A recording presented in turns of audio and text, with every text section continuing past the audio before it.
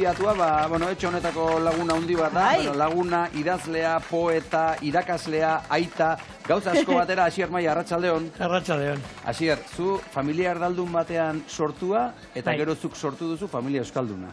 Bai, gure gurasoak, bionak, ana eta bionak, batak Extremadurakoak dira eta beste batzu gaztelakoak, eta, gu euskaldun berriak gea, asmatu zuten txiripaz eta, bizitzan kasualidadez ni ikastolan izen eman nun, 6 urte eman behartzen urte hartan, 3 urtekin hasi nintzen ikastolan, peripezia batzuen bitartez eta halako suertean bitartez, ikastolak ordaindu zien gurasoei ez zeukaten dirua ikastola ordaintzeko, eta bertan nahoni, eta gero emaztea, Eibarren jaioa, eta, Zona Gasteiza etorri, eta gehora euskara ikasi, eta gure familia euskalduna oain, eta ardun historia bitxia egia esan, ez?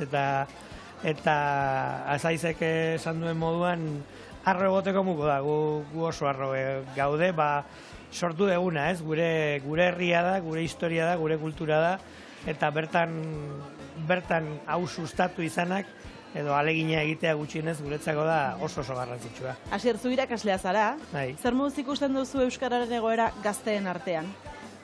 Gazte adina da oso zabala, ez? Gaztea da 12-30 arte horretan eta aldea handia dago, ez? Eskolako patioetan euskara entzutea hemen Gasteizen kostata egitea, ez? Euskara badakite, euskara ulertze dute, gu saiatzen geha sustatzen alik eta gehien azaitzek eta beste asko egite dituzten ekimen guztietan parte hartuz, baina kostatzea. Aurrera egin degula dudik, ez? Azken, lehenengo inkesta soziolinguistiko hartan 7% zegoen Gasteiz eta oin 22% dago, ez? Gasteiz osorik hartuta. Hasiera hazkunde gehien izan duen hiria da eta lurraldea ere Araban osoan zehar.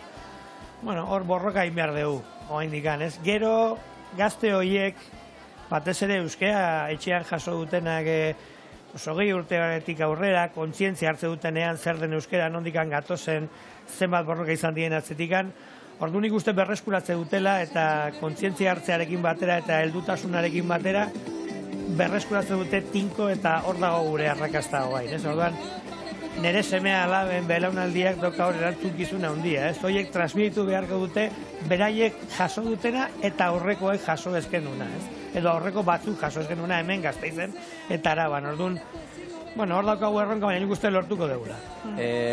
Asier, oraintxe korrikako irudiak ikusten ari gara, Gorbeia eskolako guraso elkarteak darama momentu honetan testigua eskuetan laster Gasteizera hiriburura bidean da. Zuretzat, ze suposatzen du korrika Gasteizera etortzeak? Beira, lehen komentatu beste batzuekin ere, ez? Korrika gutzako da, nik sentitzen dut egunik berezinetakoa 2 urtetik 2 urtera. Iztun izatearena da erabaki individuala, pertsonala, banakakoa, ez? Zu mugitzen zaren inguru horretan, badago pertsona euskaldunik, baina azkenean halako ekimen batek erakuste izu ez zaudela bakarrik. Ez askotan hemen sentitzen dugu, pixkat, ez dut esango arraroak, baina bai desberdin, ez da ingurune naturala askotan, ez? Eta ikusteak hemen plaza berri hau ikusiko dugu gero beteta kaleak lepo, ni unkitu egiten naiz beti, osea, da emozio berezia, babestua sentitzen zea, 2 urtetan behin eta gero euskaraldiarekin eta bestelako beraiek ere daukate taberna bat, ez du ezan, ez? Taberna bat daukate jaietan eta parte hartzen dugu kolaboratuz. Eta hor giro euskaldun horretan ere sentitzen duzu ez zaudela bakarrik. Eta orduan ikuste duzu egindako lana, egindako aleginak, borrokak, merezi dula. Bere etekina lortu dula, ez? Eta orduan berriro ere, ez? Herri modun arro. Zuk sekula lekukoa eraman duzu? Ez nik ezala, semeak. Semeak gainera okerrez baldin bagaude, hor ikusten dugu irudietan, ez da? Korrika txikian eraman zuen? Korrika txikian eraman zuen, eta gero ikastolan, eta gero korrika nagusietan ere eraman zuen lekukoa, tokatu zitzaion, bera ere euskara batzordean eta ibili da beti. Gero uste taroa bat horrela, Barri Zubieta bere gelakoa ere, berarekin batera askotan ibili izana, Eta orduan gu beti izan dugu hori, erronka hori, ez? Pixkate transmititu, beak jaso du. Hori alaba eta ama, ez da? Alaba eta ama eta orain ama, bai, hoitxe. Hori da, eta zuretzat, pentsatzen dugu irudi hauek oso bereziak izango direla. Oso bereziak. Asier, ez da? Zuk eramatea, baina handiago izango da zure semeak testigu eramatea. Mira, egun hartan beti ukitu inaiz, baina lekuko nagusia eramantzune egune hartakoa, grabatzen nahi nintzen, irudi batzuk grabatuta dauzkat, eta ukitu egiten nintzen. Eta hoin kontatzerakoan ere, gogoratzen dut da, ez dakit, arrakasta pertsonala, gure familien arrakasta pertsonala, ez? Hori transmititzea, lortzea, lekukoa eramatea, euskeraren lekukoa pasa egite horrek guretzako da, ez da, segulako arrakasta eta segulako politxa, ez? Igual, ondare moduan uztezakegun ondare politxena. 12 kilometro edo falta dira, korrika Gasteizera sartzeko. Berehala da, kontatu diguzu pertsonalki zer den korrika zuretzat Gasteizen, baina zergatik da orokorrean garrantzitsua korrika Gasteizen? Bueno, momentu erakusteko, azaitzek esan duen moduan, erakusteko bestei hemen gaudela. Askotan, 7. alaba aipatu dela, ez? Eta 7. alaba izate horrek beti utzi gaitu pixkat bazter moduan, ez? Arabako, Euskal Herriko bazterretan genbiltzan bezala. Eta ikustea, hori, ikusiko dugun ditugun kale guztiak lepo. Ikusiko ditugun emozioa orokorra, ezenik ikuste ditu nire alboan korrika egite dituztenak ere, emozioz beteta. Begiradak, dizdira begietan, hori ezin da astu. Eta hori da transmisioa bultza dezaken gauza onenetarikoa bultzako. Zuzar ikasi duzu, korrikaren bidez, Asier? Pues ikasi dugu herri batek hizkuntza gabe ez dala ezer.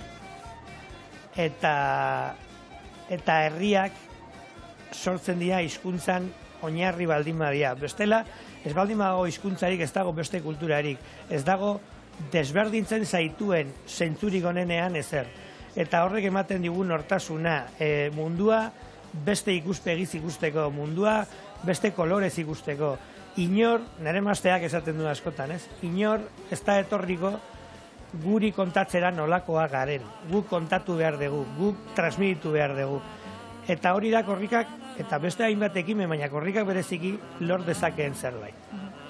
Asier, eta orain hemendik jaisten zarenean, dagoeneko ikusten dugu, ez da, eterrazak ere pixkat betetzen ari direla, jende ere badabilela, zuk zer egingo duzu? Pues nik egingo dut, seguru Armentik Gaztelako kilometroa, orduan hemendikan etxea abiatuko gea eta familiakin egingo du kilometro batzuk. Eta gero asmoa daukate ona etortzeko, ze hemen erdialdeko giroa da paregabea. Así que hoxe da gure plana. Eta gero, hombre, zerbait luzatuko zaigu, bihar laneuna dugu, bueno, pues zerbait ingo dugu, disfrutatu seguru. Zuk uste duzu korrikak gauza asko ekarriko dizkiola Gasteizi, adibidez, Baixterretik begira dagoen bakarren bat erdira ekarriko duela? Seguru erdira ekarriko dugula, Araba baita, ne ustez, Euskal Herrirako erronka bat. Dia bi erronka nagusi ne ustez, iparralde bereganatu Euskal Herrirako, eta Araba ere bereganatu. Eta ordu nik uste hementxe daukagula hori. Besteok ere badaukate erronka hori, baina guretzako ere bultza ingo dugu eta usa ingo dugu erdialdea juteko ere. Asier, amaitzeko labur, baina olerkitxo bat ekarri dugu. Olerkitxo bat ekarri dut, bi gauza dira. Bata, Karmele Jaiok azken lekukoa irakurri zuenean esan zuen zikindu dezagun euskera, loitu dezagun bizitzaz, behar du lepo bat zeinen gainean segi aurrera. Hau da nire lepoa, hemen dago nire lepoa hori egiteko. Eta gero badago Jose Saramagok, beti gureak ekarri behar ditugu, baina hitz batzuk, ne ustez, aplikatizkenak hizkuntzari eta beste gauza askori, ez? Eta dio, mundu honek ez du balio, beste bat etor dadila. Aspaldi gabiltza hemen, itxurakeriaz, nahikoa izan daitezken arrazoien bila. Txakurraren txakurrak izan gaitezen. Ondo dakigu, haulenei hozka egiten agintea badugu. Eskuak miazkatzen ere badakigu, beste baten menpe gaudenean. Txakurraren txakurrak izan gaitezen. hemen dakate lepoa eta txakurra. Jose Saramago eta Carmele Jaioren hitzekin agurtu nahi izan duzu. Asier Maia, plazera handi bat izan da zure etxean zu hartzea, eskerrik asko etortzeatik, eta nahi duzun arte, badakizu non gauden. Arabarron etxean izanean eskerrik asko etortzeagatik eta zuen erretagatik.